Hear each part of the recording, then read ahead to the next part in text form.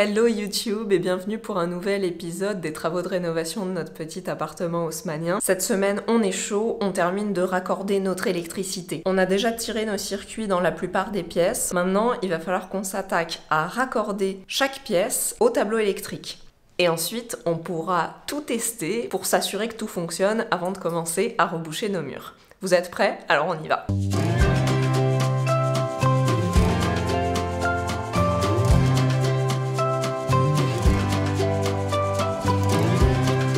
Avant de commencer, je voulais vous rappeler que, évidemment, à chaque fois qu'on travaille sur l'électricité, c'est très important, il faut penser à couper le courant. Parce que quand on est pris dans le feu de l'action, ça peut arriver qu'on oublie.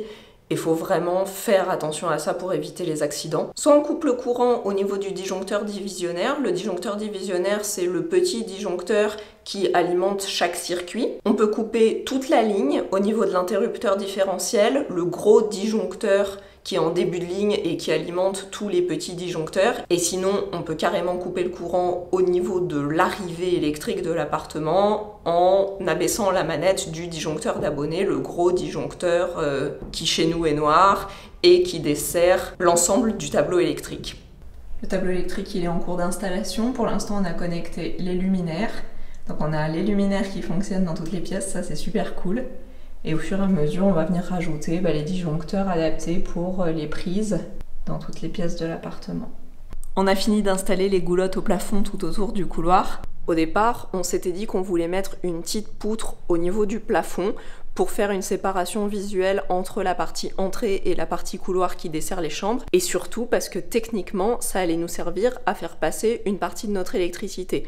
Je vous le rappelle, on a décidé de pas mettre de faux plafond dans le couloir parce qu'on veut garder la hauteur sous plafond, et du coup cette petite poutre, c'était une sorte de petite goulotte, de mini faux plafond qui partait du tableau électrique et qui allait traverser le couloir en direct pour pouvoir desservir certaines de nos pièces, et ça évitait de trop charger les goulottes qui faisait le tour du couloir. Finalement, on a décidé de laisser tomber cette option parce que ça nous apporte plus de contraintes qu'autre chose, et on a décidé de faire passer l'intégralité de nos circuits dans les goulottes qu'on a installées, qui vont du tableau électrique, qui font le tour du couloir pour desservir chaque pièce. On est en train de préparer tous les circuits qui vont aller jusqu'à la cuisine, donc tous les circuits des équipements de l'électroménager. On avait déjà gainé une partie pour les prises et tout ça, mais en fait, tous ces câbles qui sont là, ils vont passer à l'intérieur du B13 ici. Ils vont remonter jusque là, tac tac. Là on a fait une grosse saignée pour passer toutes les gaines. Et ensuite ils rentrent dans la goulotte et ils font tout le long de la goulotte au plafond jusqu'au fond de l'appartement, et ils reviennent dans le tableau électrique qui est là. Donc là on va s'amuser à tirer tous les circuits des équipements à partir du tableau. Tac tac, comme ça ils font le tour et on est sûr qu'ils ont la bonne longueur jusqu'ici. Et ensuite ici, ils arrivent en haut de la goulotte. Et ensuite, on a les câbles qui descendent de la goulotte. Ceux-là, il va falloir les gainer. Ils vont passer ici. Et ensuite, ils vont aller rejoindre leurs endroits respectifs et continuer leur vie dans la cuisine. Le tout, c'est de ne pas s'en mêler dans les fils. Nous, on a mis au bout de chaque circuit des petites étiquettes avec le nom des circuits. Comme ça nous permet de savoir ce que c'est, luminaire, cuisine, etc. Comme ça, on les raccorde au bon endroit. Parce qu'au bout d'un moment, quand il y en a beaucoup, on ne sait plus à quoi ça correspond.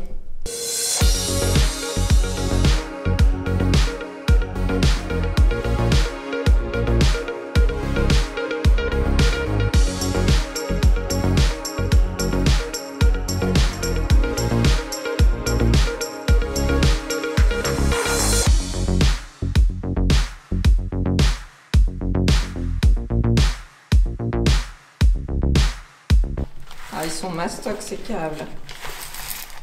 Ça, c'est les plaques. Ouais.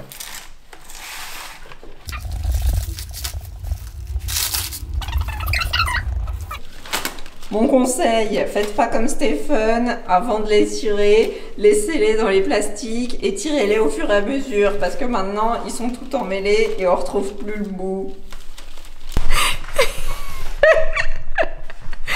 Je voulais essayer de filmer pendant que je passais les câbles.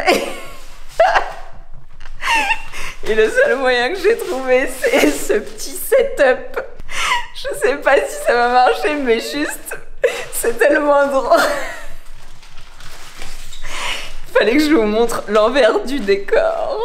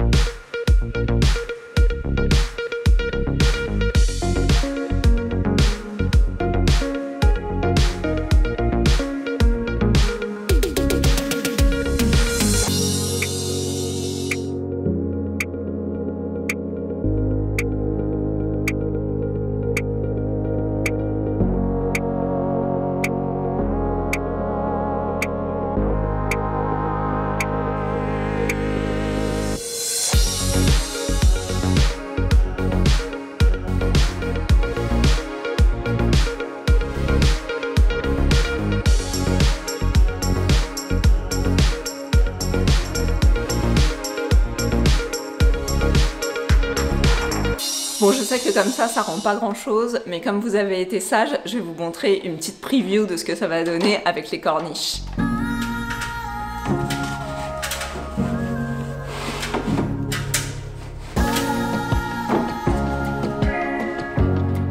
Vous verrez mieux quand ce sera installé. En tout cas, je suis vraiment contente qu'on ait trouvé cette idée pour éviter de faire un faux plafond dans le couloir, parce que comme ça, on joint l'utile à l'agréable et on a toute notre électricité qui est cachée derrière les corniches en gardant la hauteur sous plafond. C'est trop cool.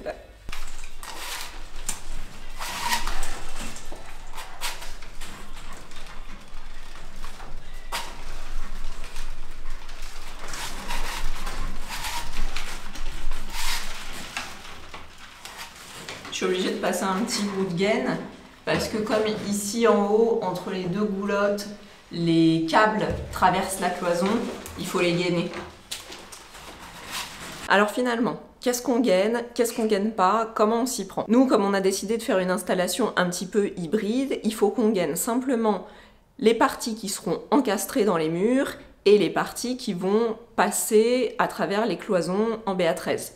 Pour le reste de la distribution, on a la partie qui est sous goulotte.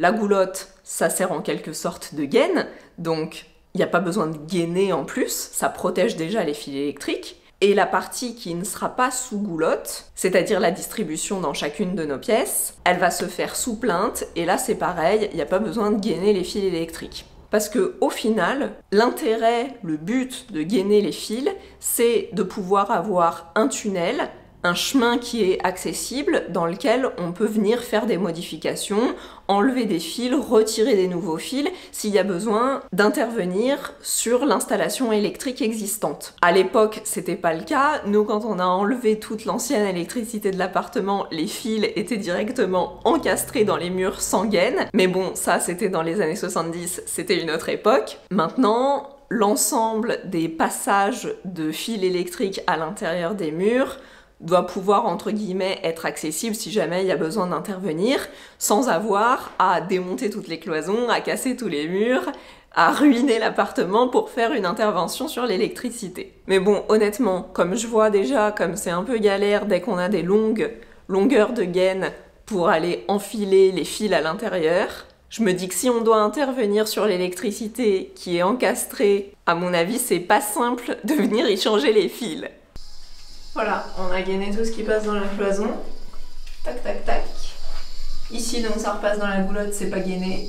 Et ensuite, tout ce qui va sortir ici, c'est gainé à nouveau. Ça va passer dans l'ancienne porte, la condamnation. Et ensuite, ça sort à leurs emplacements respectifs. Prise, interrupteur. Et puis les trous en bas, là, qui vont desservir toute la cuisine. Donc ça, c'est l'électricité de la cuisine.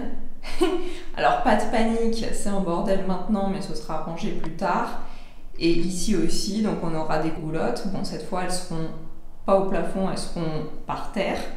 Et donc, elles feront le tour ici de la cuisine pour amener toute l'électricité dans la cuisine sans avoir besoin de faire de saignée. On vient de raccorder le circuit du radiateur et on va pas brancher les radiateurs tout de suite forcément parce qu'il faut qu'on finisse les murs et tout ça avant d'installer les radiateurs, mais on va quand même tester les prises, tester les circuits pour être sûr que ça fonctionne. Donc je vais venir connecter une prise dessus, comme ça on pourra brancher quelque chose et voir si ça marche. Comme ça j'en profite pour vous montrer. On a mis notre petite étiquette, donc je sais que c'est le circuit Q23. Je sais qu'il correspond à Q23 là-bas au niveau du tableau électrique. Je vais dénuder mes fils avec ma pince à dénuder. Donc j'enlève en fait le plastique qui est autour du fil.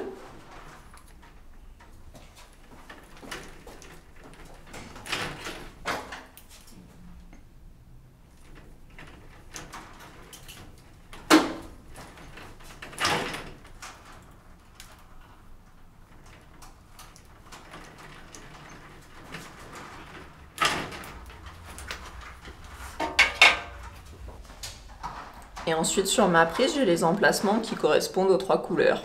C'est facile. Donc je vais mettre le rouge à l'intérieur du rouge. Hop. Le vert à l'intérieur du vert. Et le bleu à l'intérieur du bleu. Comme ça.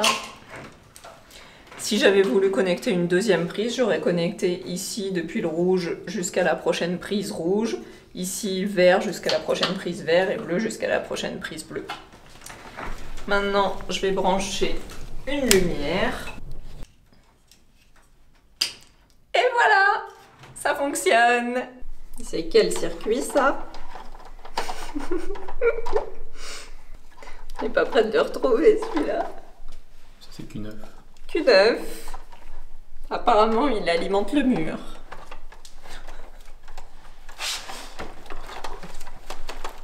Regardez le maître en train de travailler.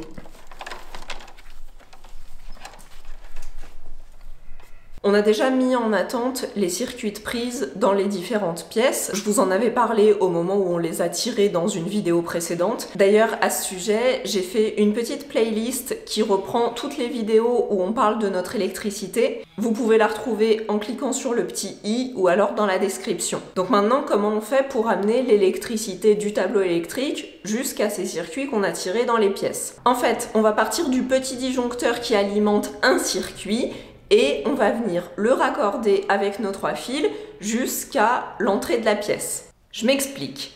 Si par exemple, je veux raccorder l'électricité de la salle de sport, je sais que vous aimez bien quand je vous parle de la salle de sport, donc on a déjà les fils électriques qui sont positionnés dans la pièce pour desservir chaque prise comme une guirlande. La toute première prise du circuit, c'est celle qu'on va raccorder au tableau électrique. On raccorde pas chaque prise indépendamment, on raccorde la première prise de la pièce qui, elle ensuite, va aller desservir chaque autre prise. Pour desservir cette première prise, on part donc de notre petit disjoncteur, celui qui correspond au circuit des prises de la salle de sport, et on va venir le raccorder avec la phase et le neutre, donc un fil rouge et un fil bleu, jusqu'à la première prise de la salle de sport. Et la terre, le fil jaune et vert, lui, il part pas du disjoncteur, il part du bornier de terre. Mais il faut qu'il arrive aussi dans la première prise.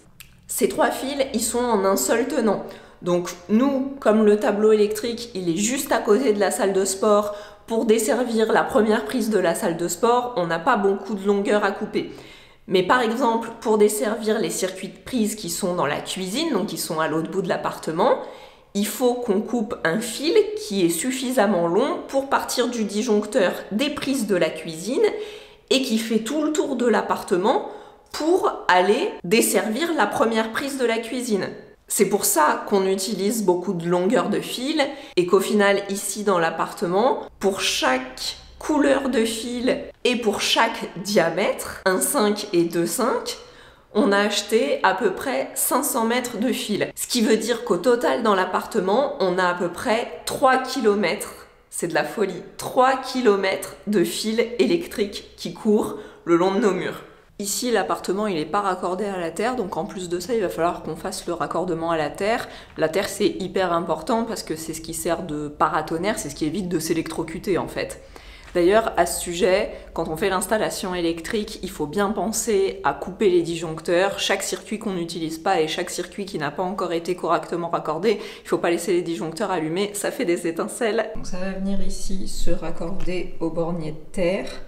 Et ensuite, c'est dispatché vers tous les petits fils de terre qui sont reliés à chaque équipement, donc dans chaque prise de tout l'appartement.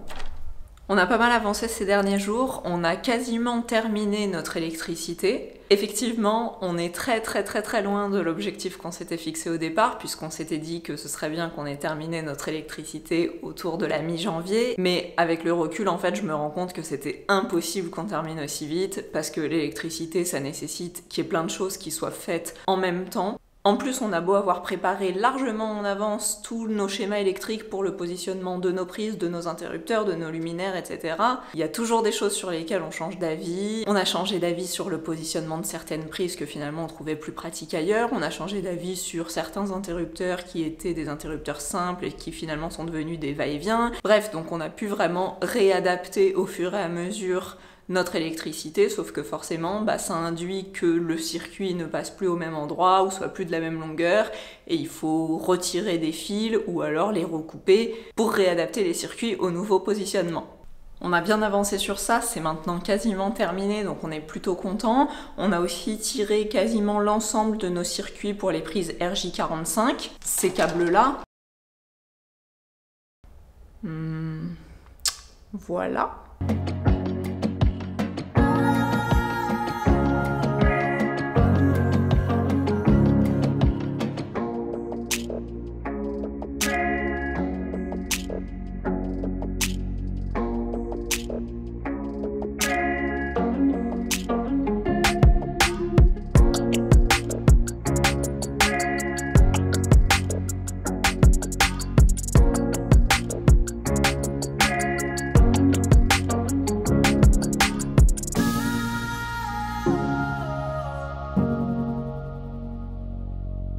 On a maintenant tous les luminaires qui fonctionnent, il nous manque juste un seul luminaire qui est celui de la salle de bain.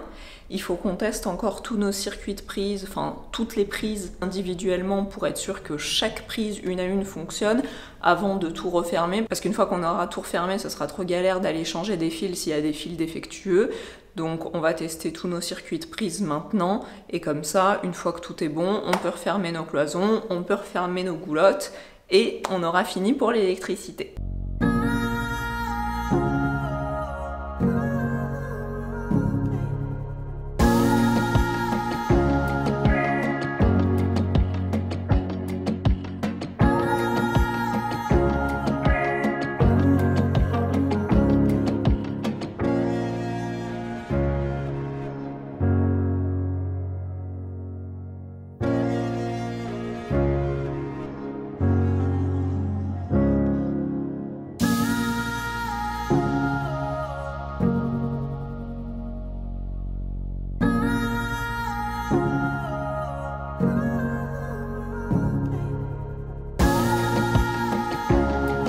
Ici dans les toilettes, il faut qu'on trouve un moyen de bien accrocher ces gaines pour ensuite pouvoir refermer le mur ici, pour pouvoir mapper ici et que le mur soit droit. Et ici, on a troué le rail. On a fait des petits trous avec notre fraise à forer, là, le petit outil que j'adore. Et comme ça nous permet de caler toutes les gaines dans le rail, comme ça elles tiennent bien, elles sont bien plaquées contre la cloison et ça c'est plutôt cool, ça évite que ce soit bordélique, ça évite que ça prenne trop de place. Comme ça on va pouvoir caler notre isolant et ça va rentrer facilement. Ce qui veut dire qu'on va pouvoir venir refermer cette cloison, enfin en tout cas la grande partie de cette cloison. Et puis comme ça il nous restera juste cette petite partie là sur laquelle il faut encore qu'on travaille. Et ensuite on pourra venir refermer tous les trous et tout combler pour finir carrément ce mur. Je trouve que l'idée d'avoir installé les goulottes au plafond pour faire passer l'électricité en sachant qu'elles vont être cachées derrière nos corniches, c'est vraiment astucieux parce que comme ça nous permet de garder la hauteur sous plafond. La seule chose qu'on aurait dû faire différemment, et je m'en rends compte maintenant, c'est dans les angles. En fait, nous, ce qu'on a choisi de faire, c'est d'arrêter les goulottes un peu plus en amont des angles pour pouvoir avoir la place de faire passer nos fils et finalement, en fait, ils sont bien maintenus dans la goulotte. Dès qu'il y a des endroits où il n'y a pas la goulotte, ils se mettent un peu où ils veulent. Autant ici, les angles sortants, c'est plutôt bien d'avoir arrêté la goulotte plus loin. Autant ici, je pense qu'on aurait dû faire se rejoindre les deux goulottes. Parce que du coup, ici, les fils, ils ont tendance à sortir et à se mettre un peu où ils veulent. Et pareil de ce côté-là. Et j'ai même peur que quand on va venir caler nos moulures à l'angle, ben on soit un peu gêné par tous ces fils qui dépassent.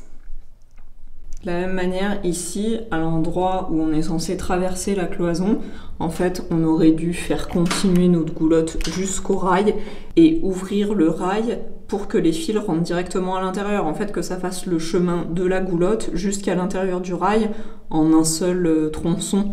Parce que là, on l'a coupé avant et du coup, ben, ils se mettent un peu pareil où ils veulent, un peu à l'arrache. Et on a dû finalement quand même ouvrir le rail en haut et le montant sur le côté pour pouvoir passer nos gaines et qu'il n'y ait pas trop de relief par rapport au mur, que ça ressorte pas trop du mur, parce que sinon la moulure, on va pas pouvoir venir la caler ici. Donc ça, ouais, on aurait dû faire différemment.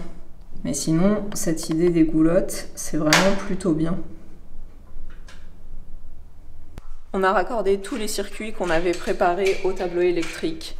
Ce qui veut dire que maintenant, le tableau électrique est entièrement raccordé. On n'a pas encore tous les circuits qui arrivent jusqu'à leur destination finale, mais au moins tous les câbles qui doivent être raccordés dans le tableau sont là. Donc ça, c'est fini! Petite journée tranquille sur le chantier, on est dimanche, aujourd'hui journée calme. On va tester nos prises, nos circuits de prise pour être sûr que tout fonctionne avant de tout reboucher. Je vais commencer par le circuit des radiateurs du salon. Ah, il est un peu dégueulasse celui-là, je vais en chercher un autre. Donc c'est ça que je vous disais sur les prises, en fait sur un circuit, donc il y a plusieurs prises qui sont connectées les unes aux autres et du coup il y a un fil qui arrive et un fil qui part pour la phase et le neutre, et la terre aussi, mais on la raccordera plus tard. Donc ça fait comme ça. Ça c'est facile parce que sur ces prises là il y a les couleurs. Et sur les prises où il n'y a pas les couleurs, il y a L pour la phase, donc le rouge, et N pour le neutre, le bleu. Mais sinon, c'est exactement la même chose. Une fois que toutes les prises du circuit sont raccordées entre elles et le tout est raccordé au tableau électrique, on va pouvoir venir tester les prises. Donc j'utilise ça, ce petit appareil qui me dit si mon câblage est correct. Évidemment, il faut allumer le disjoncteur avant parce qu'on travaille hors tension pour pas s'électrocuter. Et ensuite, le moment de vérité. Donc, un point vert, le premier point vert qui s'allume, c'est absence de terre, ça correspond à absence de terre. Là, il est énervé parce qu'il n'y a pas la terre.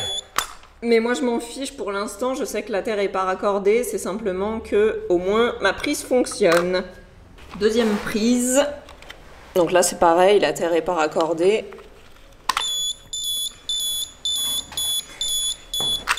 Et pour nous, c'est bon. Troisième prise. Et c'est la dernière prise du circuit. Puisque sur ce circuit-là, on n'a que 3 radiateurs.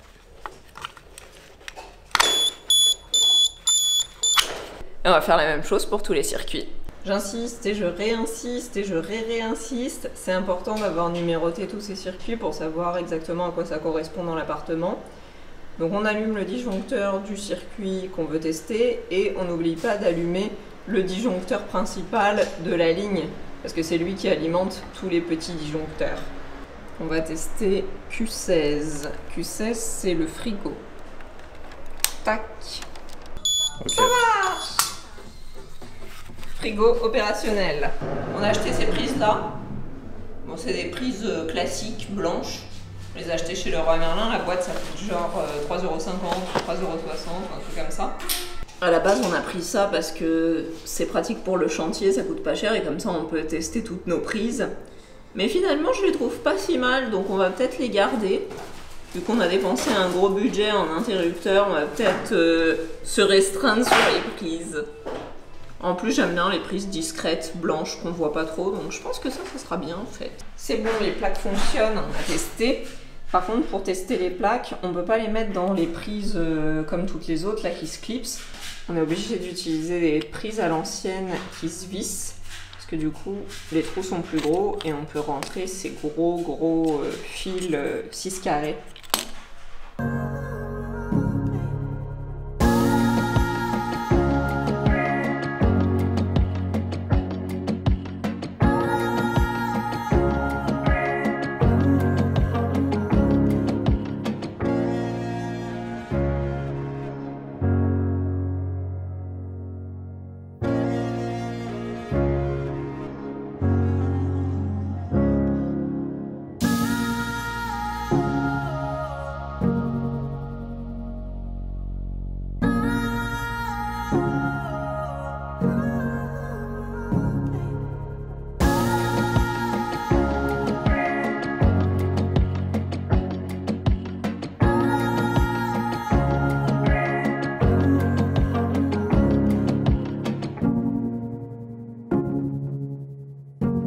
Voilà, c'est tout pour cette vidéo. Je vous laisse parce qu'on a encore pas mal de travail et je vous retrouve la semaine prochaine. Bisous bisous.